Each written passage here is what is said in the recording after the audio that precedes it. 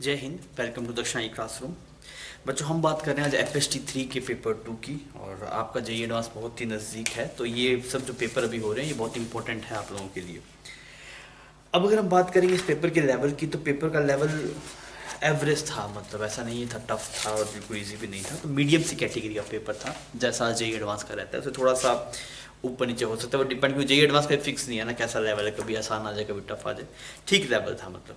तो आइए अपने वन बाय वन सभी सवालों को डिस्कस करते हैं। तो सबसे पहले अपन चलते हैं फर्स्ट प्रॉब्लम के ऊपर। फर्स्ट प्रॉब्लम में आपको क्या बोला गया, the atomic nucleus is flying at a speed of 4 metre पर सेकेंड। यहाँ पे ऐसे कुछ एटम है, वो किस स्पीड से जा रहा है आपके पास, 4 किलोमीटर पर सेकेंड से जा रहा है, ठीक है। और it's split into 2 identical fragments. यहाँ पे ऐसे 2 फ्रैगमेंट्स में ब्रेक हो जाता है, ऐसे एक इधर हो गया आपके पास, एक ऐसे बना दिया, एक ऐसे बना दिया, ठीक है। Determine the maximum possible angle alpha. ये कुछ इस तरफ जाता है बच्चों, ये कुछ ऐसे इस तरफ जाता है ना, और ये जो इसके बीच का एंगल है आपके पास, this angle is named as alpha. ये वाला जो एंगल है, ये whole angle is named as alpha, ठीक है। The speed of fragment in this case. अच्छा, फिर इसने क्या बोला, if it is known that the decay of stationary nuclei result into each of acquiring velocity 3 metre पर सेकेंड। अगर ये रेस्ट पे होता, जैसे मान लीजिए अगर ये न्यूक्लियस इनिशियल रेस्ट पे होता, तो यहाँ पे 2 फ्रेगमेंट से ब्रेक होता, तो एक को इधर जाता और एक को इधर जाता, और उनकी जो स्पीड है that is 3 kilometre per hour, 3 kilometre per second, sorry 3 kilometre per second. अब हम इससे ये कर सकते हैं, एक्सप्लोजन जो हुआ, एक्सप्लोजन से जो एनर्जी निकल रही है वो कितनी है। This is energy due to explosion, this is energy due to explosion, वो कितनी करीब हम चेक कर सकते हैं, दैट इज हाफ m/2 और 3 किलोमीटर पर सेकेंड का होल स्क्वायर, ठीक है। और यहाँ पे प्लस इतना ही आ जाएगा, फिर ट्वाइस और आ जाएगा आपके पास में, इतनी एनर्जी आपको एक्सप्लोजन से मिलने वाली है, ठीक है। अब इस वाले केस में इसने क्या पूछा है, अल्फा मैक्स और इन सब चीजों की बात कर रहा है। अब देखिए यार, सबसे पहले तो हमें लीनियर मोमेंटम कंजर्व करना है। लीनियर मोमेंटम कंजर्व करना है तो इसके वाले हर एक पार्टिकल की इस तरफ वेलोसिटी कुछ ux होगी, इधर कुछ कितनी होगी, uy होगी। सिमिलरली ये भी आइडेंटिकली पार्टिकल है, सेम मास है, तो इसकी भी इधर कितनी होगी, कुछ ux होगी, और इधर कितनी होगी आपके पास uy होगी। आप लीनियर मोमेंटम कंजर्व कीजिए तो आप क्या बोलेंगे, m × 4 kilometre per second is equal to m/2 ux plus m/2 ux, ऐसा आ गया आपके पास। यहाँ पे m आपके पास साफ हो गया, तो जो ux की वैल्यू आपके पास निकल के आई, ux will be 4 kilometre per second. तो मतलब ये जो पार्टिकल जा रहा है, इसकी ये जो स्पीड है आपके पास, that is 4 kilometre per second, ठीक है, और ये वाली भी 4 किलोमीटर पर सेकेंड। अब देखिए इसमें जो एक्स्ट्रा एनर्जी आई, अगर आप देखेंगे एनर्जी का डिफरेंस जो इस सिस्टम में आया एक्सप्लोजन के बाद में, उसमें एक तो ये वाली काइनेटिक एनर्जी आएगी आपके पास में इस वाली डायरेक्शन की वजह से, तो वो काइनेटिक एनर्जी सेम की सेम है, उसमें तो कोई बदलाव ही नहीं आया। तो यहाँ पे जो एक्स्ट्रा एनर्जी आई है that is half m/2 uy का होल स्क्वायर, इसका ट्वाइस, क्योंकि दोनों को मिली है ना वो, और वो किसके बराबर, इस एक्स्ट्रा एनर्जी के बराबर है, दैट इज m/2 और दिस इज 3 का स्क्वायर हो गया आपके पास में, सही है। वो किलोमीटर में है ना आपके पास वो एक्सप्रेशन, ये यहाँ पे साफ हो गया, यहाँ पे साफ हो गया, तो यहाँ से आपके पास uy की वैल्यू आ गई, that is 3 kilometre per second. क्योंकि आप देखिए अगर आप यहाँ पे इसकी वेलोसिटीज देखेंगे तो हर एक पार्टिकल की इस तरफ ux है और इस तरफ uy है, तो ये वाली जो वेलोसिटी है, इसको तो ये जो एनर्जी है वो तो इसके बराबर ही आएगी आपके पास, बिकॉज ux की वैल्यू 4 ही है यहाँ पे, तो ये m/2 है, तो टोटल m मान सकते हैं आप इसको, तो वो इसमें चेंज नहीं आ रहा। जो काइनेटिक एनर्जी में एक्स्ट्रा काइनेटिक एनर्जी है वो ये वाली काइनेटिक एनर्जी है, सिर्फ आप कैलकुलेशन करके देखेंगे तो uy की वैल्यू यहाँ से मिल गई आपको 3।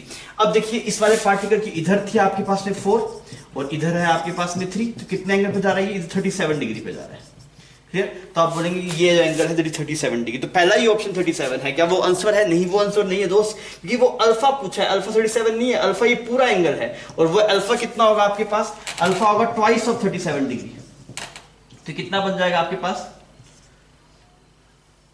74 डिग्री।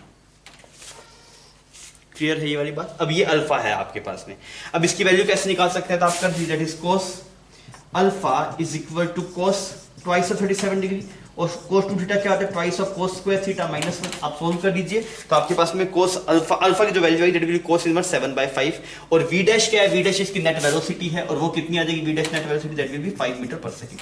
तो दो ऑप्शन सही हो जाएंगे आपके पास, that is option B and option C, ठीक है। ठीक बच्चों, हम बात करें प्रॉब्लम नंबर सेकंड की। सेकंड बढ़िया सवाल है।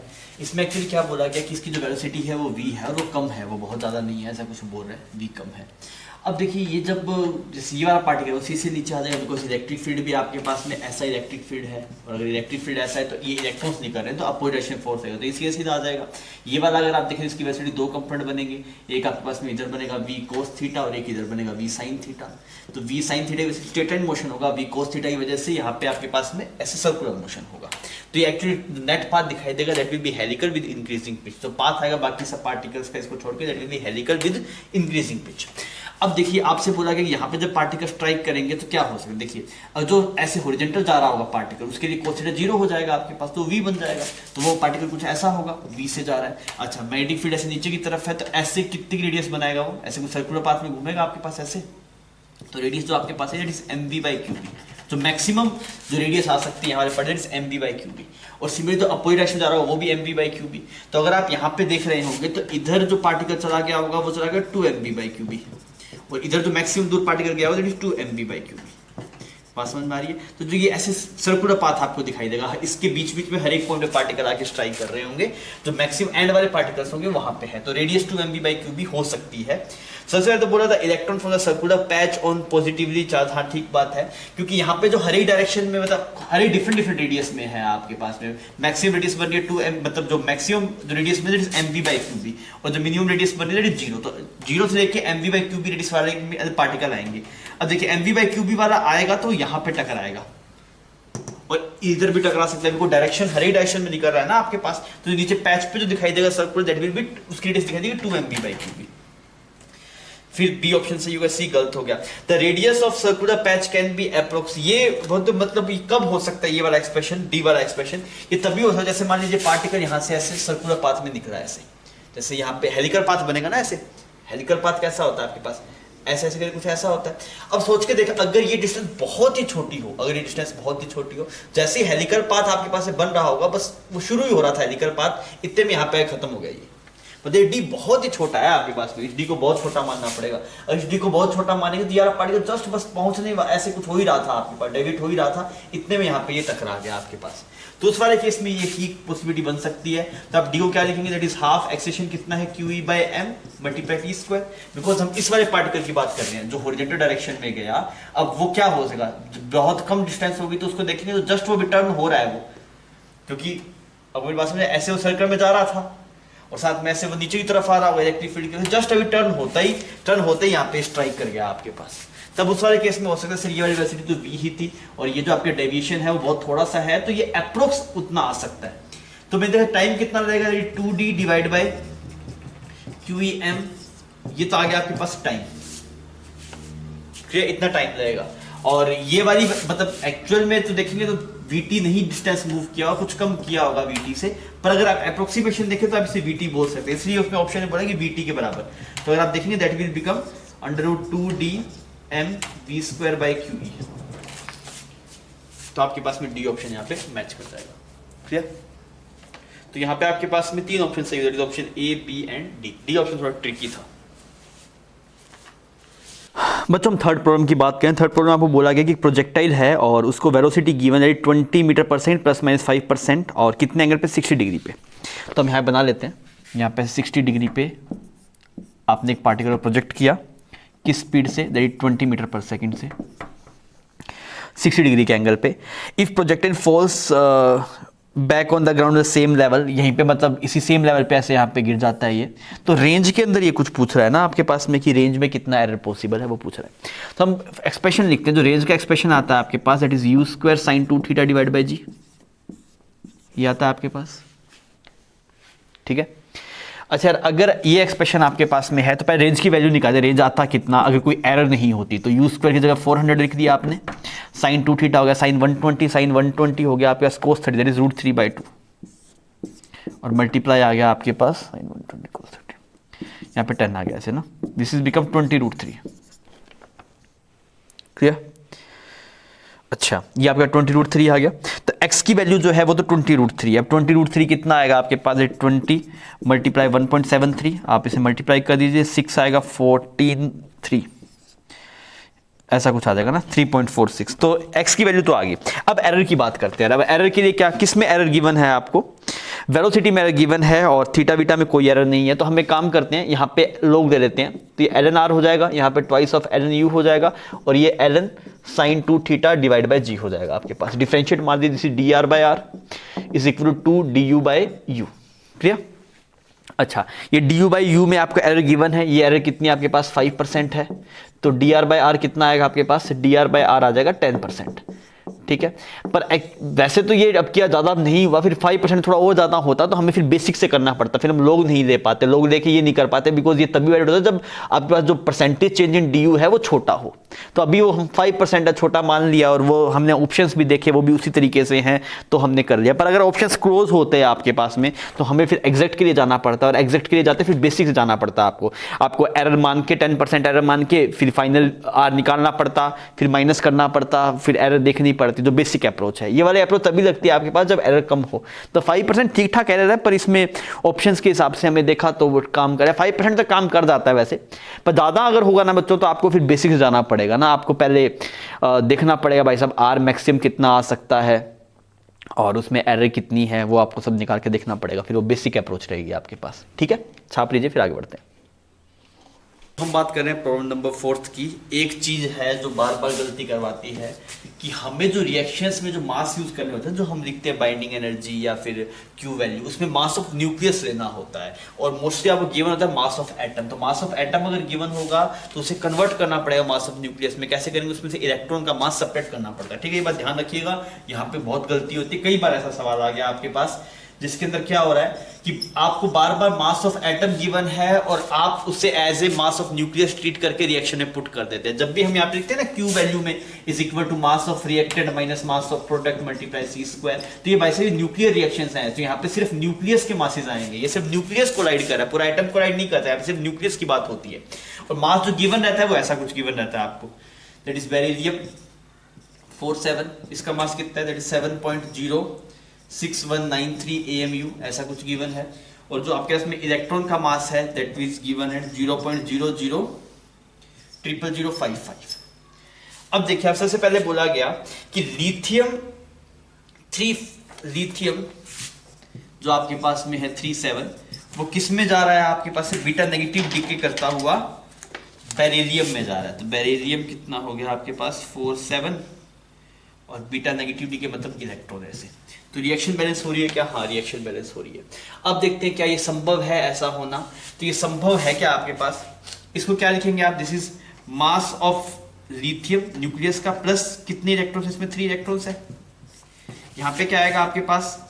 मास ऑफ, माइनस करना पड़ेगा ना अगर आपको न्यूक्लियस का मास चाहिए। तो यहाँ पे क्या बनेगा? मास ऑफ बेरिलियम जो एटम का माइनस 4 इलेक्ट्रॉन प्लस इलेक्ट्रॉन। अब आप करके देखिए यहाँ पे, तो इसका जो मास है आपके पास में वो कम है, और इससे जो मास बन रहा है आपके पास में दैट इज वो ज्यादा बन रहा है, बिकॉज ये एक्चुअली क्या बना? मास ऑफ लिथियम माइनस 3 इलेक्ट्रॉन, और यहाँ पे क्या बना? मास ऑफ बेरिलियम माइनस 3 इलेक्ट्रॉन।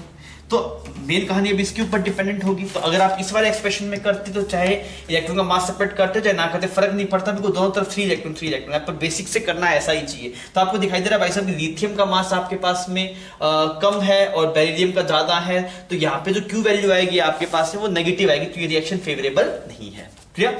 इस वाले में दिक्कत नहीं होती, इसमें से अगर आप डायरेक्टली कर देते, पर आपको फिर इलेक्ट्रॉन सब्ट्रैक्ट नहीं करना है इसके अंदर एक्स्ट्रा। आप ऐसे करके देखिए, आपको सब समझ में आ जाएगा। आपको देखिए अच्छा ये भी ऐसा बनना, ये भी ऐसा बनना, आप दोनों सब्ट्रैक्ट कर लीजिए। यहाँ पे मास ऑफ एटम आ जाएगा आपके लिथियम का, मास ऑफ बेरिलियम का एटम आ जाएगा, बिकॉज आपने यहाँ पे न्यूक्लियस का मास लिखने के लिए क्या किया है? एटम का मास माइनस इसमें 3 इलेक्ट्रॉन कर दिए, बेरिलियम का एटम का मास माइनस 4 इलेक्ट्रॉन कर दिए। ठीक है, तो पहले वाला ऑप्शन सही नहीं बैठा।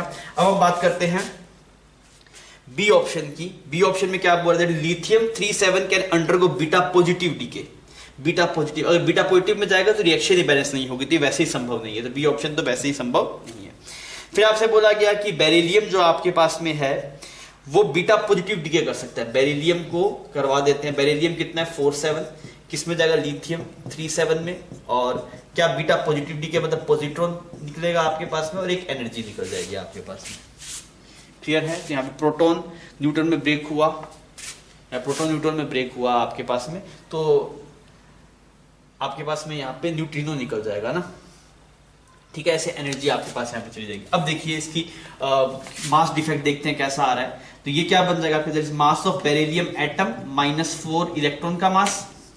इसको क्या लिखेंगे, मास ऑफ लिथियम एटम -3 इलेक्ट्रॉन का मास, और यहाँ पे भी 1 इलेक्ट्रॉन का मास है आपके पास में, ये इलेक्ट्रॉन भी है। तो अगर आप देखेंगे मास डिफेक्ट तो कितना बनेगा, मास of beryllium atom minus mass of lithium atom, इसमें से करेंगे तो ये बन जाएगा -2 ऑफ इलेक्ट्रॉन का मास, -2 ऑफ मास ऑफ इलेक्ट्रॉन। देखिए 4 इलेक्ट्रॉन में से यहाँ पे देखेंगे तो ये 2 इलेक्ट्रॉन आपके पास में सब्ट्रैक्ट होंगे ना, तो ऐसा करे कुछ ये बन जाएगा आपके पास एक्सप्रेशन। अब आप देखिए यार होना क्या चाहिए, होना ये चाहिए कि भाई साहब इसका जो मास डिफेक्ट आपके पास में आना चाहिए वो पॉजिटिव आना चाहिए फॉर रिएक्शन आपके पास में एक्सोथर्मिक हो, फॉर एक्सोथर्मिक रिएक्शन। ये क्या होना चाहिए, पॉजिटिव अगर होगा तो एक्सोथर्मिक होगा, रिएक्शन हो जाएगी, और अगर नेगेटिव होगा तो फिर एंडोथर्मिक होगा। अब आप चेक करके देखिए, आप देखेंगे मास ऑफ लिथियम में अगर आप 2 इसका मास ऐड कर देंगे, 2 इलेक्ट्रॉन्स का मास ऐड कर देंगे आपके पास, तो ये एक्सप्रेशन कितना बन जाएगा, दिस विल बी 7.017 पहुंच जाएगा। तो ये वाली रिएक्शन का जो मास डिफेक्ट है दिस इज नेगेटिव, तो ये रिएक्शन कैसी है आपके पास, एंडोथर्मिक है, ये एक्सोथर्मिक नहीं है, तो ये रिएक्शन नहीं होगी। बात समझ में आ गई, तो सी ऑप्शन भी आपके पास सही नहीं बैठ रहा। फिर हम बात करते हैं डी ऑप्शन की। डी ऑप्शन में क्या बोला गया, बेरिलियम आपके पास 47 है, इसको 1 इलेक्ट्रॉन कैप्चर करवा दिया, 1 इलेक्ट्रॉन कैप्चर करवा दिया, तो यहाँ पे से लिथियम 3,4 बन जाएगा। अब देखिए अब की बार अगर आप मास डिफेक्ट देखेंगे तो मास क्या आएगा, that is mass of beryllium, जो मास डिफेक्ट है that is mass of beryllium atom -4 times mass of electron, सही। और यहां पे क्या बन जाएगा आपके पास, plus mass of electron, clear. और यहां पे क्या बन जाएगा बच्चों, that is minus mass of lithium -3 mass of electron. आपको न्यूक्लियस के मास लिखने हैं, बस आप इतने ध्यान रखिए। तो यहाँ पे न्यूक्लियस का मास इसका ये आ गया, ये आ गया। अब आप सब्ट्रैक्ट करके देखेंगे तो ये एक्सप्रेशन क्या बन जाएगा, that is mass of beryllium minus mass of lithium. तो ये जो टर्म आएगी दिस विल बी पॉजिटिव, मतलब यहाँ पे मास डिफेक्ट पॉजिटिव है, मतलब ये रिएक्शन फेवरेबल है। तो इससे आपको क्या सीखा, ये गलती हो सकती है जेईई एडवांस में भी ऐसा सवाल आ जाए, आपको जो मासेस लेने होते हैं वो कौन से लेने होते हैं, न्यूक्लियस के मासेस होते हैं। अगर आपको एटम का मास गिवन है तो एटम के मास को कन्वर्ट कर लीजिए, अब फिर ये सब वैल्यूज आप पुट कीजिए तो आपको रिजल्ट मिल जाएंगे यहाँ पे। क्लियर, इसका ये समझ में आ रहा है ना कैसे किया, मास ऑफ बेरिलियम -4 इलेक्ट्रॉन, ठीक है। अब इसमें ये वाला माइनस करना पड़ेगा और इस पूरे को, मतलब ये मास of product, sorry mass of reactor minus mass of product करेंगे। अब सोल्व करके देखिए तो ये टर्म कितना बनता है, दैट विल बी यहाँ पे इसकी वजह से तो बना 1 इलेक्ट्रॉन, वहां पे 1 इलेक्ट्रॉन, यहाँ पे 2 इलेक्ट्रॉन बन गया आपके पास में। क्लियर है बच्चों, ये अच्छी चीज है, इस बात का ध्यान रखिएगा, ये गलती मत कीजिएगा। हम बच्चों प्रॉब्लम नंबर 5 कर रहे हैं। प्रॉब्लम नंबर 5 में क्या बोल रहा है, H atom in ground state is moving towards a stationary deuterium atom. आपके पास में यहाँ पे H12 है, ये रेस्ट पे है आपके पास, और यहाँ पे ऐसे हाइड्रोजन एटम है H11, ठीक है। ये इसकी तरफ जा रहा है, यहाँ पे इसकी ऐसे वेलोसिटी कुछ मान लीजिए V0, इस V0 वेलोसिटी से जा रहा है। अब क्या होता है, इन दोनों में हेड ऑन कोलिजन होता है और H एटम जो है रेस्ट पे आता है, ये एटम आपके उस कोलिजन के बाद में रेस्ट पे आ जाता है, और जो ड्यूटेरियम एटम है वो मोशन में आ जाता है, ठीक है। और इसका जो ग्राउंड स्टेट का जो इलेक्ट्रॉन था वो फर्स्ट एक्साइड स्टेट में चला जाता है। अब देखिए बच्चों क्या करेंगे, सबसे पहले हम लीनियर मोमेंटम कंजर्व करते हैं। लीनियर मोमेंटम कंजर्व करें तो फाइनली ये रेस्ट पे आया ना आपके पास, अगर ये फाइनली आपके पास में रेस्ट पे आ गया तो इसको किस वेलोसिटी से मूव करना पड़ेगा, इसको 2v0 से मूव करना पड़ेगा, सॉरी v0/2 से मूव करना पड़ेगा। सर कैसे पता लगा, लीनियर मोमेंटम कंजर्व करना है तो इसका मास m है जिसका 2m होगा आपके पास में, इतना सही है। अच्छा अब देखिए यार, ये कुछ एनर्जी खा भी गया, इसने जो एनर्जी यूज की एनर्जी एक्साइटेशंस में, वो कितनी एनर्जी यूज की इसने, फर्स्ट एक्साइटेड स्टेट में गया ना तो 13.6 -3.4 -1.5, क्योंकि यार जो एनर्जी लेवल हाइड्रोजन का होगा वही ड्यूटेरियम का होगा। क्यों, क्योंकि आपके पास में जो इक्वेशन है वो सेम की सेम रहेगी ना, mvr = NH/2π और k/Q1Q /r, मतलब जो सेंट्रल एटम था आपके पास में, जो न्यूक्लियस था, बस उसमें एक प्रोटॉन एक्स्ट्रा आ गया, उससे इक्वेशंस में कोई फर्क नहीं पड़ेगा। जो बेसिक इक्वेशन थी क्वांटाइजेशन ऑफ एंगुलर मोमेंटम और k/Q1Q2 /r² mv², दोनों में कोई फर्क नहीं पड़ेगा, सेम एनर्जी लेवल आएगा। तो यहां से अगर फर्स्ट एक्साइटेड स्टेट में गया है तो 10.2 इलेक्ट्रॉन वोल्ट की डिमांड की होगी, तो यहां पे कितनी एनर्जी खा गया, 10.2 इलेक्ट्रॉन वोल्ट की एनर्जी खा गया, इतना सही है। अब हमसे क्या पूछा गया है, कुछ बात की कि इनिशियल काइनेटिक एनर्जी कितनी है, वो सब बात की है। तो मैंने क्या बोला, ½ mv02, ये इनिशियल एनर्जी था। यहां पे एनर्जी लिखी तो -2m, और ये कितना बन गया v02/4, और इसका जो गैप था एनर्जी का वो 10.2 इलेक्ट्रॉन वोल्ट होना चाहिए, तभी तो वो खा गया उसको, इतनी बात सही है।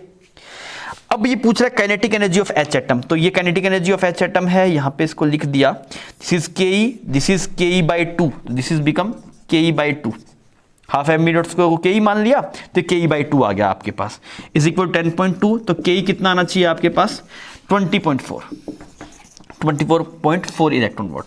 अब देखिए कौन से मैच कर रहा है, इनिशियल काइनेटिक एनर्जी, हाँ ये मैच कर रहा है, आप इसको मैच कर रहे हैं, ए ऑप्शन में क्या बोल रहा है, ये एक्सप्रेशन है ना, आप इसको सोल्व करके देखिए तो 3/2 और सोल्व करेंगे तो ये बन गया आपके पास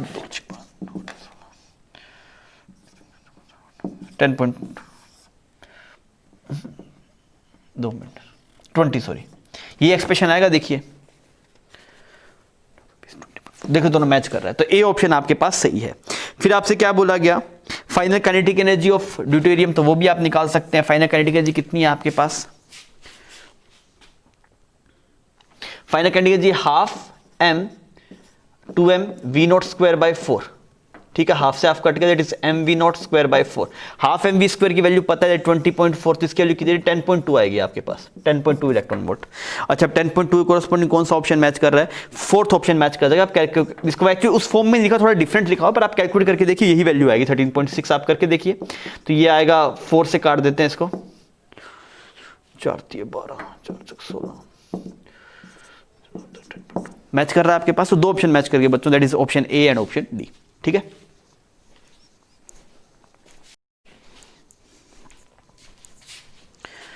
बच्चों प्रॉब्लम नंबर 6 की बात कर रहे हैं और ये थ्योरेटिकल सवाल है। इसमें क्या बोला गया, the waves from two coherent sources क्या होते हैं, कोहेरेंट सोर्सेज वो सोर्स होते हैं जिनसे अगर दो वेव्स निकल रही है तो उनमें जो फेज डिफरेंस होगा वो कांस्टेंट होगा आपके पास में, वो जीरो हो ना हो ये कुछ भी हो सकता है, पर वो कांस्टेंट रहता है फेज डिफरेंस दोनों के बीच में, और उनकी फ्रीक्वेंसी सेम होती है आपके पास में, ओमेगा सेम आएगा अगर फ्रीक्वेंसी सेम है, तो ये कुछ टर्म्स आपके पास वहाँ पे रहती है, तो उन्हें हम कोहेरेंट सोर्सेज बोलते हैं। तो क्या होना चाहिए, फेज डिफरेंस कांस्टेंट होना चाहिए और दोनों की फ्रीक्वेंसी सेम होनी चाहिए, देन दो sources will be named as coherent sources. अब आपसे क्या बोल रहा है कि ए ऑप्शन में बोल रहा है waves from two coherent sources may always be in a same phase at some time, हो सकता है, बिल्कुल हो सकता है। मान लीजिए दो सोर्सेज हैं आपके पास S1 और S2, अगर मान लीजिए इन दोनों में इनिशियल फेज डिफरेंस 0 है, तो यहाँ पे जब ये पहुंचेंगे तो इक्वल पाथ ट्रैवल करके पहुंचेंगे, अगर ये दोनों पाथ इक्वल होंगे, तो अगर इनिशियल डेल्टा फाई 0 है तो इस वाले पॉइंट पे हमेशा डेल्टा फाई कितना होगा आपके पास 0 होगा। अब मान लीजिए ऐसा हो सकता है इन दोनों में इनिशियल 0 नहीं था, इनिशियल कुछ था, तो कोई ऐसी पोजीशन मिलेगी, पाथ डिफरेंस के कोरस्पोंडिंग कुछ पोजीशन मिल जाएगी, अगर इनिशियल कुछ फेज डिफरेंस होगा तो हम ऐसी पोजीशन पर जाएंगे ताकि इन दोनों का फेज डिफरेंस वापस सेम हो जाए या फिर फेज डिफरेंस 0 हो जाए यहाँ पे दोनों का, क्योंकि अगर किसी में एक्स्ट्रा फेज होगा, इसका एक्स्ट्रा फेज होगा तो इसको कम चलाऊंगा, इसको ज़्यादा चलाऊंगा तो बात बन जाएगी, ऐसा होता है ना। जैसे यहाँ पे अगर आपके पास में है तो अगर इन दोनों में इनिशियल फेज डिफरेंस 0 है तब यहाँ पे फेज डिफरेंस 0 आता है, पर मान लीजिए इन दोनों में सोर्सेज में कुछ इनिशियल फेज डिफरेंस होता है तो हम कहीं और पॉइंट पे जाते हैं, सेंटर मैक्सिमा कहीं पे शिफ्ट हो जाता है, पर सेंटर मैक्सिमा तो मिलता ही है, सेंटर मैक्सिमा वही पॉइंट है जहाँ फेज डिफरेंस 0, तो ऑब्वियसली ऐसा पॉइंट आपको कोहेरेंट सोर्स से मिल सकता है जहाँ पे फेज डिफरेंस कितना हो, 0 हो। ए ऑप्शन सही है। The waves from incoherent sources always be in fixed phase difference, नहीं, अगर कोहेरेंट सोर्सेज है, अगर आपके पास में इनकोहेरेंट सोर्सेज है, इसका मतलब ये हो गया कि उनके बीच जो फेज डिफरेंस है वो कंटिन्यूसली वेरी कर रहा है, अगर वो कंटिन्यूसली वेरी कर रहा है तो हर एक पॉइंट पे वो फेज डिफरेंस वेरी करेगा, वो कांस्टेंट नहीं हो सकता, B option will not match. C option में बोला गया the initial phase difference between the waves emitted by two coherent sources may vary with time. Initial phase difference यार ऐसा नहीं होता, कोहेरेंट सोर्सेज है ना आपके पास में, ये S1 है S2 है, इसमें कुछ फेज डिफरेंस हो सकता है, इनिशियल फाई इनिशियल कुछ आ सकता है आपके पास, दैट इज फाई नॉट, पर एक बार जो आ गया बस वो वही रहेगा, वो बदलेगा नहीं। तो कोहेरेंट सोर्स की डेफिनेशन नहीं रहेगी ना, उसकी डेफिनेशन में ये कि उनके बीच फेज डिफरेंस कांस्टेंट रहना चाहिए। अब ये इसमें बोल रहा है कि initial phase difference between the waves emitted by the two coherent sources में वेरी नहीं कर सकता भाई, वो डेफिनेशन में नहीं है। डी ऑप्शन में अगर हम बात करेंगे waves from two coherent sources may always be in opposite phase, हाँ, अगर जैसे यहाँ पे YDSC में इनिशियल फेज डिफरेंस 0 था, कोई एक ऐसा पॉइंट आएगा जहाँ पे फेज डिफरेंस पाई होगा, ऐसा मिलेगा ना आपको, तो वो उस वाले पॉइंट पे आपके पास में अपोजिट फेज में होंगे, तो ये सही है। तो 6 के आपके पास दो ऑप्शन मैच करें, that is option A and option D, ठीक है। बच्चों बात कर रहे हैं मैट्रिक्स मैच में प्रॉब्लम नंबर 7 की, उसमें बोला गया है आपको दो बॉडीज हैं, उनकी शेप्स कभी बदल सकती है, कभी मास बदल सकता है, कुछ बदलेगा, तो वेलोसिटी के बारे में पूछा है, टाइम के बारे में पूछा है, एक्सेलरेशन के बारे में पूछा है, फ्रिक्शन के बारे में पूछा है। तो एक्सेलरेशन का एक्सप्रेशन याद है क्या, अगर मान लीजिए कोई भी ऐसी एक बॉडी है, कोई भी जनरल उसकी वैल्यूज होगी m r सब मान लीजिए, मास m है, रेडियस कुछ r है, मोमेंट ऑफ इनर्शिया कुछ i मान लीजिए, तो इसका एक्सेलरेशन का एक्सप्रेशन याद है कैसे निकालते थे, आप बेसिक्स जाएंगे, एक्सप्रेशन निकालने विधि आता है mg sin theta divide by m plus I divide by R square. ये आपके पास एक्सेशन का एक्सप्रेशन आता है। अब चाहे तो इसको इजीली निकाल भी सकते हैं, इसमें कोई बड़ा खेल नहीं है। एक फोर्स की इक्वेशन लिखिए, टॉर्क की इक्वेशन लिखिए, फिर A is equal to alpha लिखेंगे तो ऐसा एक्सप्रेशन आपके पास आता है। फ्रिक्शन का जो एक्सप्रेशन आपके पास में आता है that is mg sin theta plus this value is 1 plus mr square divide by I, ऐसा कुछ बनता है आपके पास। तो आप ये रिजल्ट याद रख सकते हैं, अगर आप बार बार निकालना चाहें तो ये रिजल्ट आपके पास आते हैं। चाहे तो आप बेसिक से कर लीजिए, फोर्स की इक्वेशन लिखिए तो आपको ये दोनों एक्सप्रेशन मिलते हैं, नोट्स में आपको मिल जाएगा ये इजीली। अच्छा, अब आप देखिए, आप देखते रहिए किस में क्या क्या पूछा है। सबसे पहले वाले में देखेंगे तो वेलोसिटी किस पे डिपेंड करेगा, सम डिस्टेंस। तो वेलोसिटी क्या होगा, v square is equal to u square plus 2a। Centre of mass की वेलोसिटी अगर आप देखेंगे तो इनिशियली तो 0 थी, तो वेलोसिटी किस पे डिपेंड कर रहा है, एक्सीलरेशन पे डिपेंड कर रहा है। तो वेलोसिटी आपके पास एक्सेलरेशन प्रोपोर्शनल है, तो आप देख लीजिए एक्सेलरेशन में कौन कौन से पे डिपेंड कर रहा है, किस चीज पे डिपेंड कर रहा है, एक्सप्रेशन आपके पास। सिमिलरली सेकंड में देखेंगे तो वहां पे टाइम टेकन की बात हुई है, तो वो भी ऐसा आएगा s is equal to ut plus half at square. तो टाइम भी किस पे डिपेंड करेगा, that is also depends upon acceleration.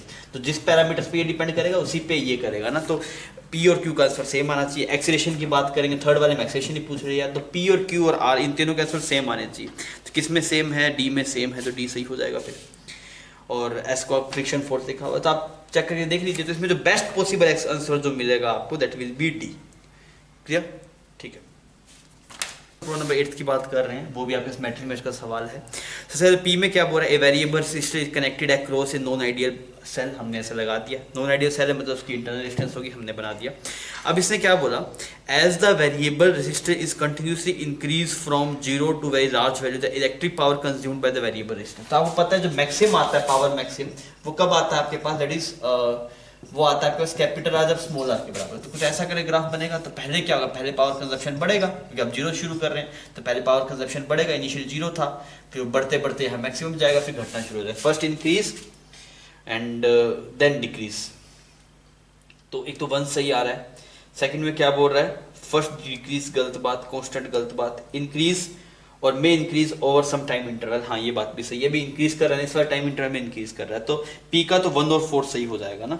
फिर हम बात करते हैं बी में, तो उसमें क्या बोला गया, सॉरी क्यू ऑप्शन में, क्यू वाले में चलते हैं। क्यू में क्या बोला है, circular ring lies in a space having uniform and constant magnetic field which is in parallel to the plane of the ring. यहाँ पे ऐसे एक रिंग बना दीजिए, ऐसे रिंग है आपके पास,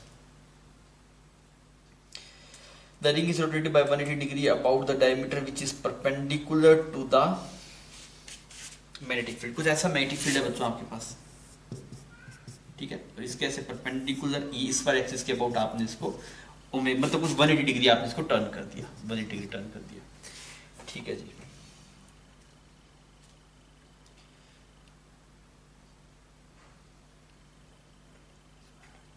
अच्छा, कोई कांस्टेंट एंगुलर स्पीड से आप इसको रोटेट करना चाह रहे हैं ना, ठीक है। तो आपसे क्या बोला, for the duration of the ring rotate the magnitude of induce EMF in the ring. Induce EMF in the ring की बात कर रहे हैं, तो क्या करेंगे यार, देख फ्लक्स का एक्सप्रेशन क्या बनेगा, फ्लक्स का एक्सप्रेशन बनेगा तेरे पास एरिया वेक्टर तेरे पास में pi R square B dot A होता है। तो एंगल किसके बीच का कितना है तेरे पास में, इनिशियल 90 डिग्री था और कुछ घूम रहा होगा, then it will become 90 minus omega T. कुछ ऐसा एक्सप्रेशन तुझे दिखाई देगा फ्लक्स का। क्लियर, ये समझ में आ रहा है कैसे लिखा। इनिशियली देख ऐसे था, तो एंगल था जो तेरे पास में area vector magnetic field that is 90 degree, जैसे जैसे घूमेगा वैसे एंगल कम होगा ना, that will B 90 minus omega T term में लिख दिया। अब हमें चाहिए ईएमएफ, तो ये बन गया pi R square B sine omega T. अच्छा, अगर तो ईएमएफ देखिए that D phi by D T, D phi by D T, तो ये कितना बनेगा एक्सप्रेशन तेरे पास में, अगर हम इसको डिफरेंशिएट करें that will become pi R square B omega cos omega T, ऐसा कुछ एक्सप्रेशन बन जाएगा। ठीक, अब क्या पूछा, मैग्नीट्यूड की बात करें, साइन का चक्कर नहीं है, तो माइनस साइन को नहीं हटा दिया ना, वहां पे रखा नहीं। तो अब आप देखिए टी इज इक्वल टू 0 पे जो आपके पास फ्लक्स था वो मैक्सिमम था, फिर वो क्या होगा आपके पास में घटना शुरू हो जाएगा। ऐसे ही है ना आपके पास में, जो अगर कोस का कर्व देखें तो कुछ ऐसा ही बनता है कोस का कर्व ऐसे। तो अगर आप देख रहे हैं तो इनिशियली इसकी वैल्यू क्या हो जाएगी, घटना घटेगी, और फिर उसके बाद में एक टाइम 180 डिग्री ना, 180 डिग्री पे हम कहाँ पहुंच जाएंगे, यहाँ पे आपके पास में 0 डिग्री है और यहाँ पे आपके पास में 90 डिग्री है, एंड दिस वैल्यू इज आपके पास में 180 डिग्री है, ऐसा कुछ एक्सप्रेशन है। तो पहले यहाँ से लेके यहाँ तक तो घट रही है, फिर इसकी वैल्यू बढ़ रही है आपके पास। First decrease for some time and then increase, तो 1 सेकंड सही हो जाएगा। और increasing for some time interval, हाँ इस वाले टाइम इंटरवल में वो इंक्रीज कर रहा है, तो फोर्थ भी सही हो जाएगा। तो क्यू का हो जाएगा 2 and 4, क्यू का हो जाएगा आपके पास 2 and 4। ठीक है बच्चों, अभी हम बात कर रहे हैं आर ऑप्शन की। तो आर ऑप्शन में क्या बोला गया, यहाँ पे ऐसे कॉन्वेक्स लेंस है और इसकी यहाँ पे फोकल लेंथ मान लीजिए यहाँ पे कुछ 2f है ना, 2f के ऊपर एक रोड रखी गई है आपके पास में, और रोड किस तरफ है वो नहीं बताया, अलोंग द एक्सिस रखी। मान लीजिए अगर वो इस तरफ होता आपके पास में, ऐसे होता, फिर आपको क्या बोला गया कि इस मिरर को आपने 5 सेंटीमीटर ऊपर ही शिफ्ट किया। तो मिरर को आप ना मान के इसको चाहे मान लो तो आसान दिखेगा आपको। कुल मिला के मिरर ऊपर जाएगा तो प्रिंसिपल एक्सिस से ये जो इमेज होगी, अभी जैसे ये इसके अलोंग रखा, अब मान लीजिए ये डिस्टेंस 5 सेंटीमीटर होगी आपके पास में। ठीक है, अभी देखिए अगर यहाँ पे ऑब्जेक्ट है तो इसकी इमेज तो ये फोकस पे है, ये सेंटर ऑफ कर्वेचर पे है, या फिर 2f पे है, तो 2f पे तो इसकी तो उसी पोजीशन बनेगी जस्ट उल्टी होके, और इसकी जो इमेज बनेगी आपके पास है वो कुछ बड़ी बनेगी यहाँ पे। तो अगर आप देखेंगे इसकी जो लेंथ है वो लेंथ क्या करेगी आपके पास, इंक्रीज करेगी। पहले तो इमेज की लेंथ कुछ ऐसी थी, सिर्फ इतनी ही लेंथ थी, ऐसे करके कुछ बनी हुई थी, अब ये लेंथ क्या करेगी, इंक्रीज करेगी। जब वापस नीचे आएंगे तो वापस इसकी कम होते होते वापस ऐसी ही इमेज बन जाएगी, तो फर्स्ट इंक्रीज होगी फिर डिक्रीज होगी। अब अगर आप इसे उल्टा करेंगे, आपको ये नहीं पता नहीं किस तरफ रखा गया, मान 2f से अगर इस तरफ भी रखा हुआ होता, ऐसे भी रखा हुआ होता, तब भी आप सोच के देखिए इनिशियली जो आपके पास में इमेज की लेंथ है वो कुछ ऐसी होती, छोटी सी, फिर इमेज इस तरफ बनेगी ना। अगर ऑब्जेक्ट 2f के पीछे तरफ रखा हुआ है तो इसकी इमेज कुछ ऐसी बनेगी। अगर ये वाला ऑब्जेक्ट है आपके पास तो ऐसी कुछ इमेज बनेगी, और अगर ऐसे ऑब्जेक्ट है तो इसकी इमेज ऐसे पीछे की तरफ कुछ बड़ी बनेगी। तो अब इस वाले केस में अगर आप देखेंगे, आप इसको ऊपर लेके जाएंगे तो इमेज का साइज तो बढ़ेगा। देखिए कैसे बढ़ेगा, ये वाली जो आपके पास में पॉइंट है ये ऐसे कुछ ऊपर की तरफ आपको दिखाई दे जाएगा। मान लीजिए ये नीचे की तरफ है ना, तो ऐसे कुछ यहाँ पे बन जाएगा ये, और ये वाली वैल्यू कुछ, ये वाली यहाँ पे जो इमेज होगी वो कुछ यहाँ पे बन जाएगी, ऐसे कुछ छोटी बन जाएगी आपके पास में। तो ये भी जो देखिए, ये भी जो लेंथ ऑफ इमेज है वो चेंज होगी। पहले सिर्फ इतनी ही थी आपके पास इमेज की लेंथ, अब ये वाली बन रही है, तो अब भी वो बढ़ गई। दोनों केसेस में वो पहले बढ़ रही है, फिर वापस नीचे आएंगे तो घटेगी आपके पास में। तो आप क्या बोलेंगे, पहले वो इंक्रीज करेगी, उसके बाद में वो फिर डिक्रीज करना शुरू कर देगी। तो आपके पास में ए ऑप्शन सही हो गया। और कुछ टाइम के लिए इंक्रीज करी थी, हाँ जब ऊपर जा रहा तभी इंक्रीज कर रही थी, तो आपके पास 1 and 4 सही हो जाएगा। फिर आप बात करेंगे एस वाले की। तो एस वाले पार्ट में क्या बोला गया, एक बल्ब है आपके पास में और कैपेसिटर है। एक बल्ब को रेजिस्टेंस मान लो और यहाँ पे ऐसे कैपेसिटर था, इसको एसी सोर्स में लगा दिया, ठीक है। और उसकी पीक वोल्टेज है वो फिक्स है, और वो जो पीक वोल्टेज फिक्स है आपके पास, और जो एंगुलर फ्रीक्वेंसी है वो इंक्रीज किया जा रहा है, जो ओमेगा है दैट इज कंटिन्यूसली इंक्रीजेस। अब ब्राइटनेस ऑफ बल्ब किस पे डिपेंड करेगी, करंट पे डिपेंड करेगी, that is V0 √R² plus 1/ω/c का होल स्क्वायर, ऐसा है आपके पास। अगर आप कंटिन्यूसली ओमेगा को इंक्रीज करेंगे तो ये टर्म क्या होगी, डिक्रीज होगी। ये टर्म डिक्रीज हो तो करंट क्या होगा, इंक्रीज होगा, मतलब ब्राइटनेस क्या होगा, बढ़ेगा। तो हम क्या बोलेंगे, ब्राइटनेस विल इंक्रीज कंटिन्यूसली, मतलब आपके पास में इंक्रीज होता रहेगा। तो फर्स्ट मैच नहीं किया, सेकंड नहीं किया, थर्ड नहीं किया, फोर्थ बोल रहा है कि हाँ भाई इंक्रीजेस, ये इंक्रीज होता रहेगा। क्लियर। तो इस हिसाब से अगर आप देखेंगे तो बी ऑप्शन आपका यहाँ पे मैच कर जाएगा। तो सवाल सिंपल था, पर 4 सवाल हो गए, चारों को देखना, तो 4 सवाल थे। तो और मतलब 4 है ना, PQR सब पार्ट जो करके देखने पड़ रहे हैं, उसमें थोड़ा सा सवाल आप बोल सकते हैं डिफिकल्ट था, पर वैसे सवाल आप हर एक पार्ट को देखें दैट वाज इजी। मैट्रिक्स में इसका सवाल है प्रॉब्लम नंबर 9, उस पर चर्चा करते हैं। तो आपको क्या बोला गया कि स्मूथ है सरफेस और इन दोनों के बीच में फ्रिक्शन है, और ये इसके रिस्पेक्ट में स्लाइड नहीं करता, इसको ऐसे कुछ ए एम्पलीट्यूड देके छोड़ दिया, तो ऐसे ऑसिलेट करेगा और ये स्लाइड नहीं कर रहा। अब आपसे क्या बोला गया, friction force on block B when both blocks are coming towards equilibrium from left मतलब यहां से इस तरफ आ रहे हैं। अगर यार इस तरफ आ रहा होगा तो इनका एक्सीलरेशन कहां पे होगा, अगर इस तरफ होगा तो एक्सीलरेशन किस तरफ होगा बच्चों, इस तरफ ही होगा एक्सीलरेशन। अगर इसका एक्सीलरेशन इस तरफ है तो ये जो ब्लॉक है ऊपर वाला ब्लॉक, यहां पे ऐसे 2 ब्लॉक बना दिया ना आपने, जो ऊपर वाला ब्लॉक है उसको सिर्फ फ्रिक्शन लेके आ सकता है और तो कोई एक्सेशन दे ही नहीं सकता इस तरफ। तो अगर मुझसे पूछेगा फ्रिक्शन ऑन क्यू तो वो किस तरफ लगेगा बच्चों आपके पास, that is in rightward direction. तो पी का तो 1 सही हो जाएगा आपके पास, पी का 1, ठीक है। फिर अब बात करते हैं friction on block Q when block is going right from equilibrium position, ठीक है। यहां पे इक्विलिब्रियम पोजीशन है, अब की बार ब्लॉक यहां पे चला गया ना आपके पास, और किस पे पूछ रहा है, क्यू पे पूछ रहा है ना, तो एक्सेशन किस तरफ होगा बच्चों, इस तरफ होगा। अगर ब्लॉक इधर जा रहा है तो एक्सेशन इस तरफ है, एक्सेशन इस तरफ है तो इस पे फ्रिक्शन इस तरफ लग रहा होगा। तो आप क्या बोल सकते हैं, क्यू का जो आंसर हो जाए टुवर्ड्स लेफ्ट टू 2 मैच कर जाएगा। Friction force on Q, friction force will be maximum on Q, ये जो ऊपर वाला ब्लॉक है इसे फ्रिक्शन फोर्स मैक्सिमम कब होगा, जब एक्सट्रीम पोजीशन पे होगा भाई, क्योंकि फ्रिक्शन को देना है एक्सीलरेशन, ये जब एक्सेशन मैक्सिमम होता है फ्रिक्शन मैक्सिमम होगा, और एक्सेशन कब मैक्सिमम होता है? एक्सट्रीम पोजीशन पे। तो जब ये एक्सट्रीम पोजीशन पे होगा ब्लॉक, उस टाइम पे आपको जो फ्रिक्शन देना पड़ेगा दैट इज मैक्सिमम आपके पास। तो ये बात ठीक है। तो आर का कौन सा ऑप्शन मैच कर जाएगा आपके पास में? 4 मैच कर जाएगा, आर का हो जाएगा बच्चों 4। फिर क्या बोला? Friction on block B when blocks are coming towards equilibrium position from right. इस तरफ आ रहा है, पर अब की बार किससे पे पूछा है? नीचे वाले पूछा है बच्चों। नीचे वाले पूछा तो इस पे इधर लग रहा है फ्रिक्शन, तो इस पे इसका जस्ट अपोजिट डायरेक्शन में रहेगा। क्लियर? तो हम क्या बोलेंगे? Towards right.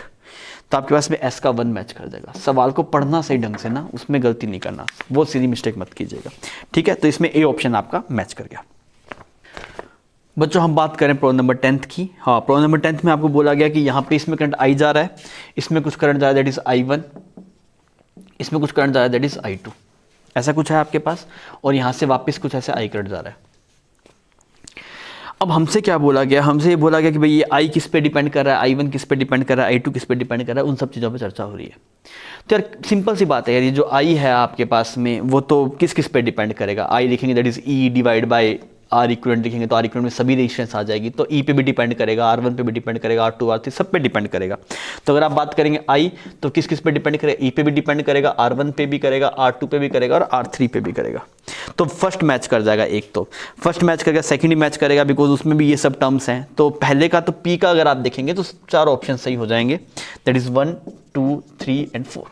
सेकंड अगर आप बात करेंगे I1 किस पे डिपेंड कर रहा है, तो I1 का एक्सप्रेशन क्या आएगा? That is R2 divide by R1 plus R2 multiply I। सही है, यही एक्सप्रेशन आएगा। अब I पे डिपेंड कर रहा है, I यहाँ पे नहीं कटेगा ना, आपके पास में जो टर्म आएगी उसमें R1 R2 E सब आएगा आपके पास में। तो अगेन ये जो Q भी है वो भी सब पे डिपेंड करेगा, 1 2 3 4 चारों टर्म्स आपके पास मैच कर जाएगी। मतलब E R1 सब पे डिपेंड करेगा और ये सब टर्म्स आपके पास में चारों ऑप्शंस में है 1 2 3 4, इस वजह से 1 2 3 4 सही हो जाएगा। तो अब वैसे पता लग गया ए ऑप्शन थी सही होना चाहिए। और आगे देखना चाहें तो देख सकते हैं I1 बाई I2 किस पे डिपेंड करेगा, तो I1 बाई I2 अगर आप देखेंगे तो वो इनवर्स रेशो में जाता है, that is R2 by R1। तो R1 और R2 पे डिपेंड करेंगे तो फोर्थ मैच कर जाएगा, R का क्या मैच कर जाएगा? फोर्थ मैच कर जाएगा। सिमिलरली I बाई I1 की बात करेंगे, अगर I डिवाइड बाई I1 तो I को I लिख दिया, I1 को क्या लिख दिया? That is R2 divide by R1 plus R2 multiply I। तो ये कुछ एक्सप्रेशन आपके पास R1 R2 पे डिपेंड कर रहा है, तो आप बोलेंगे एस का भी 4 हो जाएगा। तो इस सब को सही करता हुआ ऑप्शन ए वहां पे है जो मैच कर जाएगा। बच्चों हम बात करें न्यूमेरिकल का पहला सवाल, बहुत कैलकुलेटिव है, आपको स्किप कर देना चाहिए था सवाल।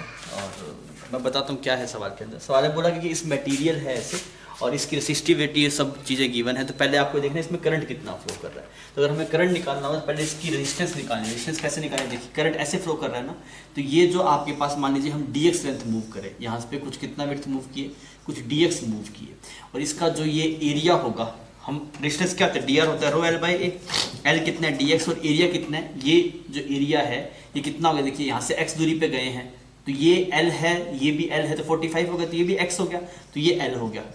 तो एरिया अगर आप देखेंगे तो ये लेंथ तो आपके पास में आई एल डिवाइड बाई ए है ना आपके पास में।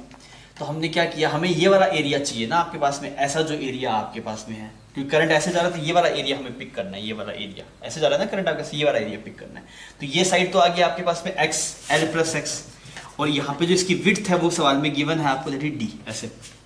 अब हम इसको इंटीग्रेट करते हैं, इसको इंटीग्रेट करते हैं तो यहाँ पे x की वैल्यू आपके पास, ये वाला फंक्शन कहाँ तक मैच कर रहा है? यहाँ तक मैच कर रहा है, इसका नया फंक्शन बनेगा। तो हम पहले इतने पार्ट की रेजिस्टेंस निकाल लेते हैं। तो यहाँ से ये दूरी l है तो आपने 0 से लेके l लगा दिया, तो यहाँ पे ये बन गया r दैट इज रो, और बाई d ये बन गया ln l प्लस x। इसकी लिमिट लगा दो बच्चों, कहाँ से कहाँ तक? 0 से लेके l तक। इसको सोल्व करेंगे तो ये क्या बन जाएगा? बाई 2 और दैट विल बी l ना, this is rho by d और यहाँ पे ln2 बन गया आपके पास। पर ये सिर्फ इतने पार्ट की रेजिस्टेंस है, इतने पार्ट की भी इतनी होगी, दोनों सीरीज में है। तो अगर आप R इक्विवेलेंट देखेंगे इसका तो आपको फिर ट्वाइस करना पड़ेगा, 2 rho d divide by ln2। Clear है? ये वाला पार्ट तो आपके पास में आ गया, रेजिस्टेंस वाला पार्ट। अब हम देखते हैं करंट कितना आएगा। करंट कितना आएगा आपके पास? करंट आएगा E divide bye R equivalent. आप इसको सोल्व कर लीजिए, ये ऐसा कुछ बन जाएगा, यहाँ पे इसकी value E divide by 2 rho d ln2 ऐसा कुछ बन गया। अब इस पे फोर्स कितना लग रहा है? अब आप देखिए कुछ करंट तो ऐसे करके ऐसे जा रहा है, कुछ करंट ऐसे जा रहा है, कुछ करंट कैसे भी जा रहा हो, हम ये बोल सकते हैं कि नेट करंट आपके पास में यहाँ पे कुछ आई फ्लो कर रहा है, नेट करंट आई फ्लो कर रहा है, और आप किसी भी शेप में करंट जा रहा हो बने, हम एंड पॉइंट्स को ज्वाइन कर सकते हैं बिकॉज मैग्नेटिक फील्ड यूनिफॉर्म है। आपको बोला ना मैग्नेटिक फील्ड यूनिफॉर्म है, आप याद कीजिए मैग्नेटिक फील्ड यूनिफॉर्म होता है, हम एंड पॉइंट्स को ज्वाइन कर सकते थे। तो अगर आप force that will be F और लेंथ कितनी है 12 और मैग्नेटिक फील्ड कितना है आपके पास b। अब F is equal to ma करना पड़ेगा। अब इन्होंने m भी डेंसिटी की टर्म में गिवन है, तो अब उसको क्या लिखना पड़ेगा, पहले आप इसका वॉल्यूम निकालिए। इसका वॉल्यूम कितना है, तो देखिए ये वाला एरिया तो आपके पास में बन गया 2l स्क्वायर, वॉल्यूम जो इसका आएगा दैट इज 2l स्क्वायर, तो ये वाला एरिया हो गया, और ये ऊपर वाला आ गया हाफ बेस और height, this is l square, total 3l square इसका वॉल्यूम मल्टीप्लाई d, ये वॉल्यूम हो गया आपके पास। और मास अगर आप देखेंगे बच्चों, तो मास के लिए क्या रो मल्टीप्लाई करना पड़ेगा, तो ये कुछ ऐसा बन जाएगा एक्सप्रेशन आपके पास में। ठीक है, ठीक है जी, ऐसा एक्सप्रेशन आ गया। अब आप एक्सप्रेशन में क्या लिखेंगे, that is I 2l b divide by that is rho 3l square d। अब आप इस पूरे एक्सप्रेशन को सोल्व कर लीजिए, दैट इज कैलकुलेटिव, तो ये आता है 0.50, क्लियर, दैट इज 0.50 मीटर पर सेकंड स्क्वायर। तो ये सवाल काफी कैलकुलेटिव था, कैलकुलेशन थी इसके अंदर, और ये वाला कंसेप्ट भी अच्छा था कि आपको उसकी रेशनेस निकालनी आनी चाहिए। ठीक है, छाप लीजिए बच्चों। हम इंटीजर टाइप का, सॉरी जो न्यूमेरिकल टाइप का सेकंड प्रॉब्लम कर रहे हैं, उसमें क्या बोला गया, इसकी जो रेजिस्टेंस है वो कुछ R है और इसकी वैल्यू भी given that is 100 ohm. Inductor ideal है, phase difference between the current through the source, phase difference between the current through the source and the voltage across it is pi by 4। मतलब यहाँ पे मान लीजिए कुछ ऐसे AC source अगर आप लगा रहे हैं, इसका कुछ पोटेंशियल मान लीजिए B is equal to V0, V0 की वैल्यू गिवन है 100 साइन ओमेगा टी, कुछ ऐसा मान लीजिए। तो आपके करंट में जो आपको फेज डिफरेंस दिखाई दे रहा है दैट इज पाई बाय 4 दिखाई दे रहा है। तो amplitude of current through the source कितना होगा, ये वो जानना चाह रहा है। ठीक, आइए देखते हैं इसमें जो इक्वेशन होगी इसको अलग मानिए, बस जब ये सोल्व करें तो मान लीजिए ये नहीं है, तो इसमें इक्वेशन I1 देखिए कितना आएगा। तो I1 की इक्वेशन क्या लिखी जाएगी, that is V0 divide by R, that is 1 sign omega T, because phase difference आता नहीं है दोनों में। अच्छा, इसमें अगर आप देखेंगे तो इसमें आपको क्या चाहिए, हमें इसमें कुछ करंट मान लिया हमने I2, और इस I2 की वैल्यू कितनी हुई, that is 100 divide by XL, और ये बन गया साइन ओमेगा टी। इंडक्टर में कौन लीड करता है, वोल्टेज लीड करता है आपके पास, that is minus pi by 2। Clear. अब अगर आप I नेट देखेंगे, I नेट क्या होगा, that is I1 plus I2। अब आप इन दोनों इक्वेशन को जोड़ के देखिए, that is sine omega T plus 100 XL sine, that is को ऐसे लिख देते, that is sine omega T minus pi by 2। अच्छा, इसको जोड़ेंगे तब I नेट बनेगा, फाइन, और I नेट बनेगा आपके पास में जो इस बैटरी से पास हो रहा है। अब आपको ये बोला गया कि I नेट का जो फेज आ रहा है दैट इज पाई बाय 4, तो अगर I नेट का फेज पाई बाय 4 है तो कैसा आएगा, देखिए इस इन दोनों इक्वेशन जोड़ने, तो इसका एम्पलीट्यूड 1 है, इसका ये है, तो आपने बोला सर एक का 1 है और दूसरे वाले का उससे लैग कर रहा है, तो कुछ आप I2 बोल दीजिए ना इसका नाम। और ये वाला एंगल कितना बनना चाहिए, 45 डिग्री बनना चाहिए, बिकॉज यही तो आपके पास वोल्टेज का फेज है, वोल्टेज से कितना डिफरेंस आना चाहिए, 45 का। तो I2 की वैल्यू किसके बराबर होनी चाहिए, 1 के बराबर होनी चाहिए, मतलब ये वैल्यू किसके बराबर आनी चाहिए, 1 के बराबर आनी चाहिए। ठीक है, तो एम्पलीट्यूड कितना आएगा, अगर ये वाली वैल्यू 1 हो जाएगी तो एम्पलीट्यूड कितना हो जाएगा, एम्पलीट्यूड हो जाएगा आपके पास, दिस इज 1 दिस इज 1, तो ये कितना बन जाएगा, √2 बन जाएगा आपके पास। क्लियर, तो ये वाली वैल्यू बन जाएगी √2, तो आपका जवाब होना चाहिए √2, दैट इज 1.41। ठीक है। प्रो नंबर 3 थोड़ा सा ट्रिकी बना दिया ना, और ट्रिकी बनाने से मतलब बढ़िया बना दिया। इसमें एक्चुअली क्या है, सवाल पढ़ेंगे आप तो क्या बोलेगा, in the diagram shown 12 complete thread of the spindle are visible from every angle. Spindle क्या होता है, ये मेन स्केल होता है, इसको या तो लोग स्लीव्स बोलते हैं या फिर मेन स्केल बोलते हैं, इसको सर्कुलर स्केल बोलते हैं, इसको स्पिंडल बोलते हैं। जब टाइट करते हैं तो ये पार्ट इसका आगे पीछे मूव करता है ना, यहाँ पे अगर आप इसको घुमाएंगे तो कोई चीज तो आगे आए ना ताकि वो टाइट कर सके, तो इसको बोलते हैं स्पिंडल।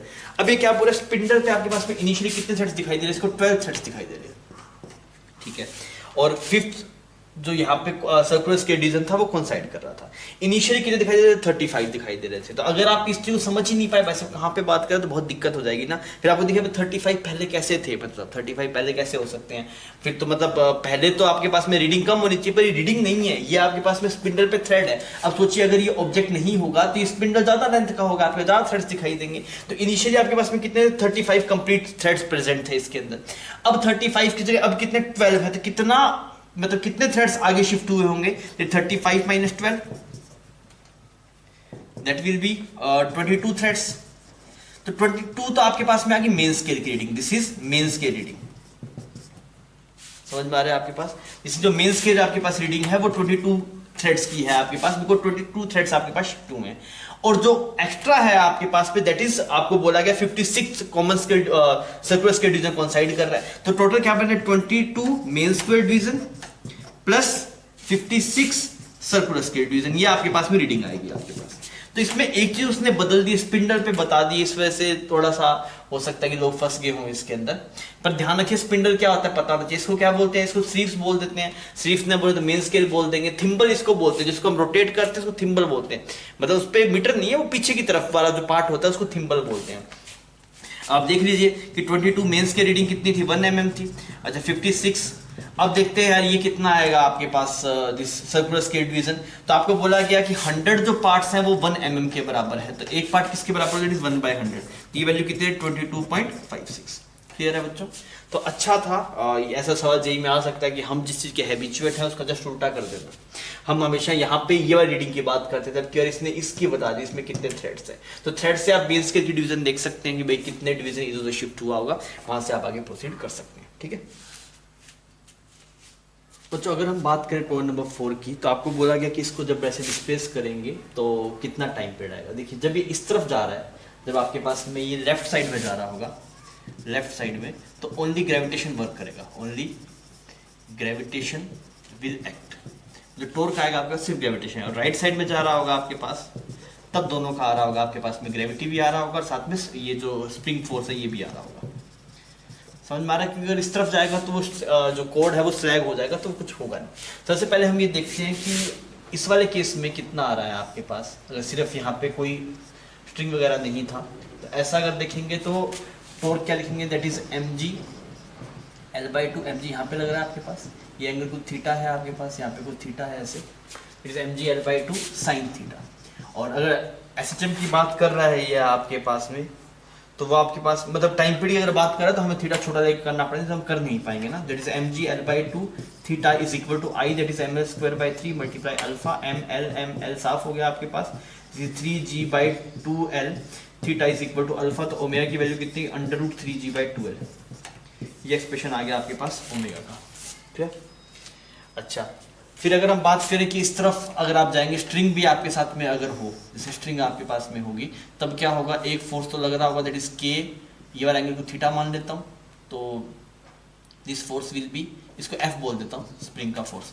अब इसको यहाँ पे निकाल के देखता हूँ, दैट विल बी k, ये एक्शन डिस्टेंस कितनी, यहाँ तो नेचुरल लेंथ पे थी, ये action distance that is l sine theta multiply, आप इस वाले एंगल को क्या बोल दें, this angle is very small ना, तो आप इसको कुछ L ही बोल दीजिए, टॉर्क के लिए देखेंगे तो ये फोर्स आ गया मल्टीप्लाई डिस्टेंस L आ गई, प्लस एक mg का टॉर्क आएगा, that is mg L/2 theta, और ये किसके बराबर आएगा, that is ml²/3 multiply alpha. कुछ ऐसा बनेगा, L L L और L यहाँ पे साफ हो गया आपके पास, नहीं तो साफ नहीं करते चलो ना, आपको KL mg के बराबर गिवन है सवाल में, KL mg के बराबर, तो ये तो बन जाएगा mg थीटा, यहाँ पे क्या बन जाएगा, दैट इज mg, यहाँ पे L है ना आपके पास, यहाँ पे बन गया mg/2 और बाहर बन गया L theta is equal to ml²/3 और अल्फा। ये L से L यहाँ पे साफ हो गया, m साफ हो गया आपके पास, थीटा बाहर चला ही गया है, तो यहाँ पे बन गया 3/2g, 3/2g ना, और यहाँ पे एक और 3 है, यहाँ पे तो 9 हो जाएगा आपके पास, सही है, /12, ये आ गया आपके पास ओमेगा। अब टाइम पीरियड देखिए, हाफ जब यहाँ पे, जब जैसे ये पार्टिकल यहाँ से लेके यहाँ तक आ रही है जब ये रोड, तब तक तो ये वाला ओमेगा काम करेगा, जब यहाँ से लेके यहाँ पे जा रही है तब ये वाला ओमेगा काम करेगा। टाइम कितना बनेगा, पाई बाय यहाँ पे जो ओमेगा है वो लिखो, that is 2l/9g plus pi ये वाला ओमेगा, दैट इज 2l/3g। जी और पाई ये सब साफ हो जाएगा, बिकॉज आपको बोला है g इज पाई स्क्वायर के बराबर है ना आपके पास। और यहाँ पे आप सोल्व कर लीजिए इसकी वैल्यू, L की वैल्यू 6 गिवन है आपको, 2 6/9 प्लस यहाँ पे कितना आ गया, √2 6/3, तो ये तो बन गया आपके पास में 2, प्लस ये क्या बनेगा 3 2 6, ये 2/√3, सही है, ऐसा एक्सप्रेशन बनेगा। इसको आप सोल्व करेंगे तो सोल्व करने में ये वैल्यू आती है, दैट इज 3.15 सेकेंड्स। हो जाएगा ये। इसमें एक चीज को आपको नोटिस करना था कि जब ये इस तरफ गया आपके पास में, जब ये इस तरफ गया उस टाइम पे ये स्ट्रिंग कोड थी वो फोर्स लगा रही, जब इस तरफ गया तो वो कोड फोर्स नहीं लगा रही। क्लियर? बात कर रहे हैं प्रॉब्लम नंबर 5 की। प्रॉब्लम नंबर 5 में क्या पूछा? डेंसिटी पूछा गया है प्लैनेट की ना, और आपको ये बोला गया कि जो इक्वेटर पे जो आपके पास में जो इंटेंसिटी है, ग्रेविटेशन फील्ड इंटेंसिटी, वो 10% लेस है एज कम्पेयर टू पोल। तो यहाँ पे मान लेते हैं इस पोल के ऊपर जो इंटेंसिटी जी डैश मान लेता हूँ ना, और यहाँ पे जो इंटेंसिटी होगी वो कितनी, 90% ना, 10% लेस है, दैट इज 0.9 जी डैश आपके पास हो गया। अब आप यहाँ पे लिखेंगे क्या, दैट इज इस वाले पॉइंट पे जो intensity that is G dash minus omega square R is equal to 0.99 G dash, ऐसे लिखा जा सकता है। ठीक है, अब ओमेगा की वैल्यू इजी है निकालना, बिकॉज टाइम पीरियड गिवन है आपको, that is time period is 6 hours. 6 hours मतलब 6 ये मिनट में हो गया और ये सेकंड में हो गया। क्लियर? अब हम इसको यहाँ पे थोड़ा सॉल्व कर लेते हैं। जी डैश को इधर लेके जाते हैं, अपने इस तरफ ले आते हैं इसको, that will become 0.1, that is G dash by 10 is equal to omega square की वैल्यू होगी 2 पाई डिवाइड बाई 6 मल्टीप्लाई 3600 का स्क्वायर, और यहाँ पे आपके पास में मल्टीप्लाई आर आ गया।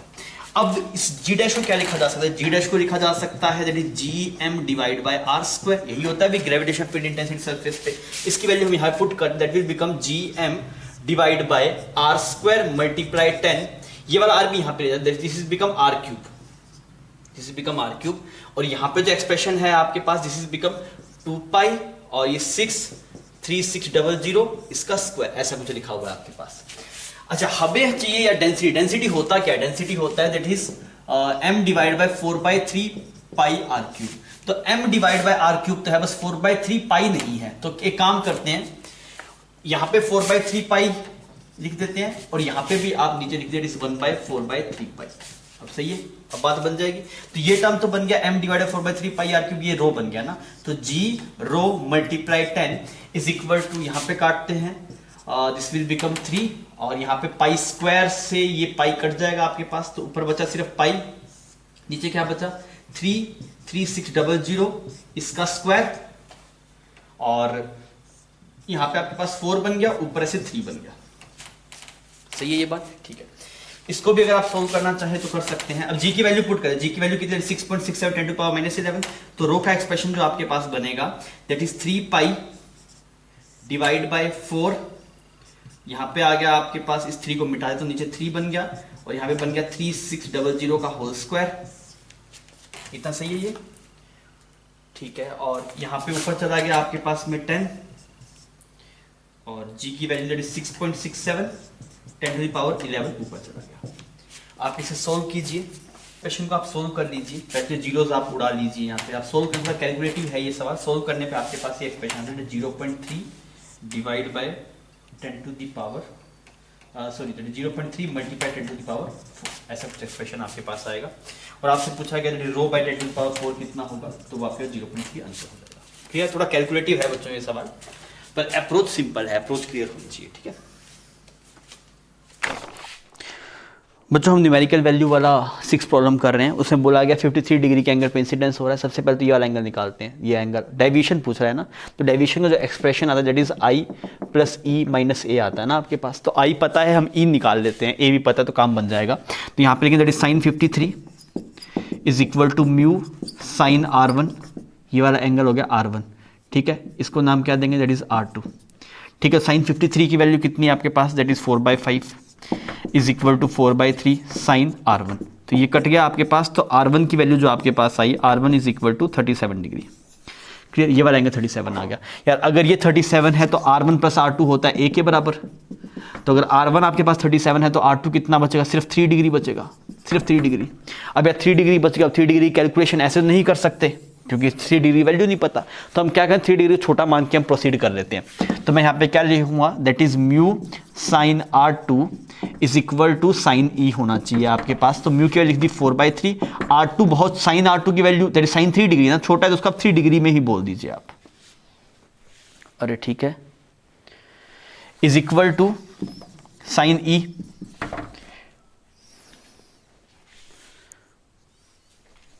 यहाँ पे भी आपके पास में ई आ जाएगा। ठीक है, ऐसा कुछ बन जाएगा। एक्चुअल में तो ये रेडियन में होना चाहिए ना, ये वैल्यू जो आप कभी ऐसे कहें तो ये रेडियन में होना चाहिए, पर उससे दिक्कत नहीं है, बिकॉज ई भी हमें डिग्री में चाहिए होगा, तो ये पाई बाय 180 कट जाएगा। पर ध्यान रखिए जब कभी आप साइन थीटा को, जब आप थीटा लिख रहे हैं, थीटा किस में होना चाहिए, रेडियन में, डिग्री में नहीं होना चाहिए, this should be in radian. तो अपना ये सही कर देते हैं, गलत नहीं करेंगे फिर अपने। 4/3 3 डिग्री को कन्वर्ट किया आपने रेडियन में, तो ऐसा बन गया कुछ, ठीक है। और यहाँ पे ये ई आएगा, तो ई भी रेडियन में आएगा आपके पास, कटा तो कितना है, that is 4 pi divide by 180, ये ई आ गया। और अगर आप डिग्री में देखें तो ई की वैल्यू कितनी थी, 4 डिग्री, ठीक है। तो यहां पे वो दिक्कत नहीं होती, पर आप ध्यान रखिए कभी गलती मत कर दीजिएगा।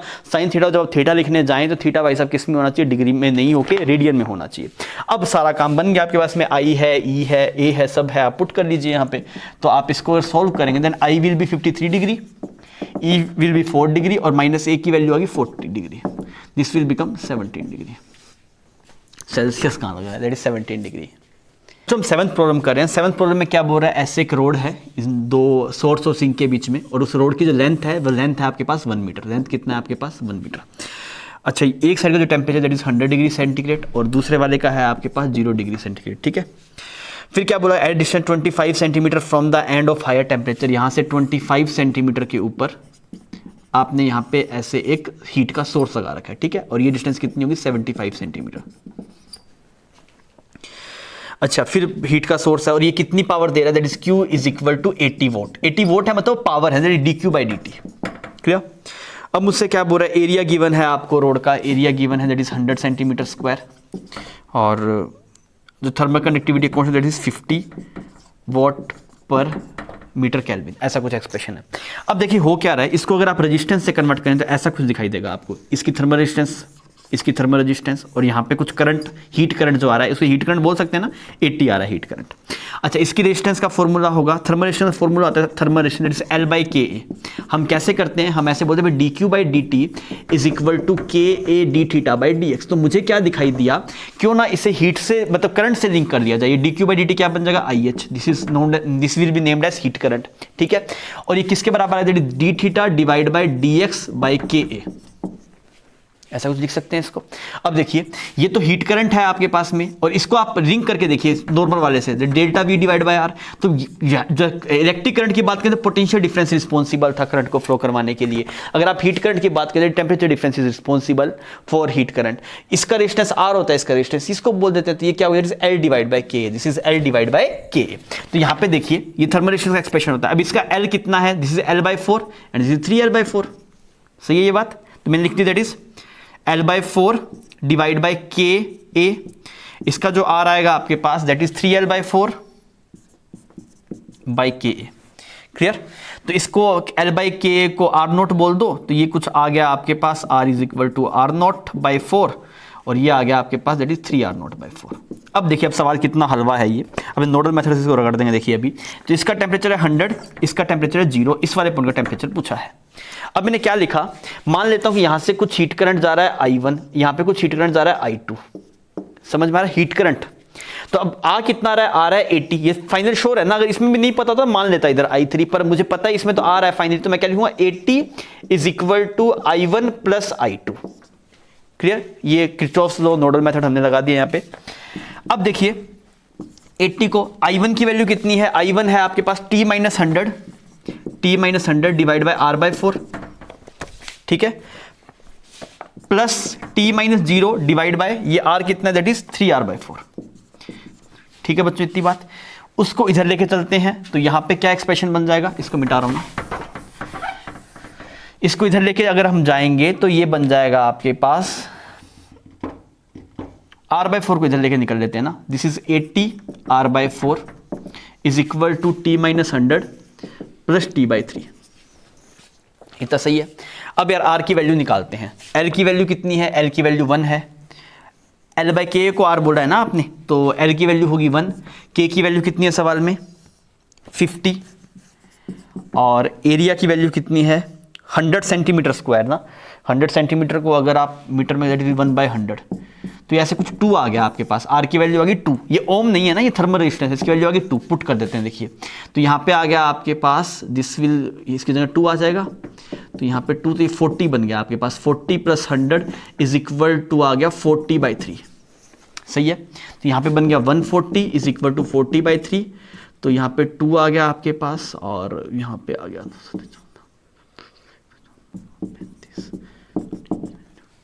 दिस इज 105 ना, 105 डिग्री सेल्सियस। क्लियर? तो आप थर्मल रेजिस्टेंस से करेंगे सवाल तो थोड़ा आसान हो जाता है, फिर वो करंट जैसा ही है वो हमें अच्छे से पहले ही पता है, तो आप इजीली कर पाएंगे उसको। ठीक है, छाप लीजिए। बच्चों हम इसका लास्ट सवाल कर रहे हैं, that is problem number 8। Problem number 8 में क्या बोला गया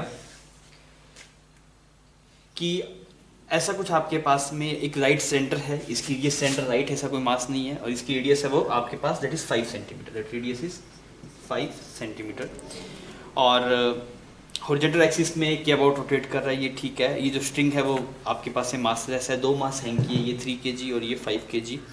ये स्पोक्स है वो मासलेस है, ये स्पोक्स है वो मासलेस है, और यहाँ पे मास m आपने हैंग कर दिया। ठीक है, initiate the m suspended above, तो ये हाइट आपको गिवन है 1 मीटर की हाइट पे। आपसे पूछा गया बताइए यार इसका एंगुलर एक्सीलरेशन कितना होगा इस इंस्टेंट पे, वो ये जानना चाह रहे हैं। अब देखिए यार आपको ये दिखाई दे रहा है कि यहाँ पे ये तो सिमेट्रिक रखा हुआ है, सिमेट्रिक रखा हुआ है, तो अगर यहाँ पे इस पे भी mg लग रहा है, यहाँ पे इस पे भी mg लग रहा है, सिमिलरली इस पे भी mg लग रहा है, इस पे भी mg लग रहा है, तो इसके टॉर्क आपस में कंपनसेट कर लेंगे। इसका टॉर्क इसको मारता है, इसका टॉर्क इसको मारता है, इनकी वजह से टॉर्क नहीं आना, सिर्फ टेंशन का टॉर्क आना है ना। तो इस वाली रस्सी में टेंशन कुछ T1 मान लो, इसमें कुछ T2 मान लो, क्योंकि रोटेशन का केस है, जब रोटेशन का केस है तो टेंशन डिफरेंट डिफरेंट आती है। अब आप क्या लिखेंगे इक्वेशंस, अगर आप देखेंगे ये T1 बड़ा होगा एज कम्पेयर टू T2, तो आप एक इक्वेशन लिखेंगे rotation T1r minus T2r is equal to I alpha. I कितना होगा यार, इसका I कितना होगा, तो ये सब मास इससे कनेक्टेड हैं, तो वो मास का लिखना पड़ेगा, that is small m L square, और ऐसे 4 है मल्टीप्लाई अल्फा, इक्वेशन नंबर 1। इतना सही। अब सेकंड इक्वेशन लिखते हैं हम, फोर्स की इक्वेशन लिख लेते हैं इस पे, इस वाले मास से 5 kg के लिए। 5 kg पे अगर आप देखेंगे तो ऊपर की तरफ T1 लग रहा है, नीचे 50 लग रहा है, और ये इस तरफ जा रहा है आपके पास ना, तो आप इसकी इक्वेशन क्या लिखें, that is 50 minus T1 is equal to 5a, ये इसका एक्सीलरेशन हो गया।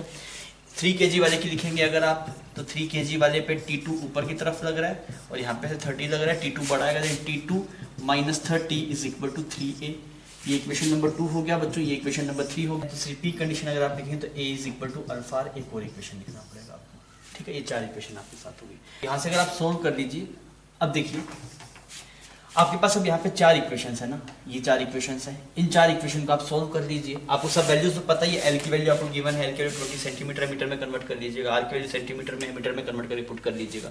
आप पूरा सोल्व करिए, थोड़ा सा कैलकुलेटिव है, सोल्व करें तो अल्फा की वैल्यू निकल के आएगी, दैट इज 3.70 रेडियन पर सेकेंड स्क्वायर। क्लियर है? ठीक है बच्चों, तो इसी के साथ में पेपर यहाँ पे खत्म होता है। आई होप आपको समझ में आ गई होगी बातें। Okay, thank you for watching.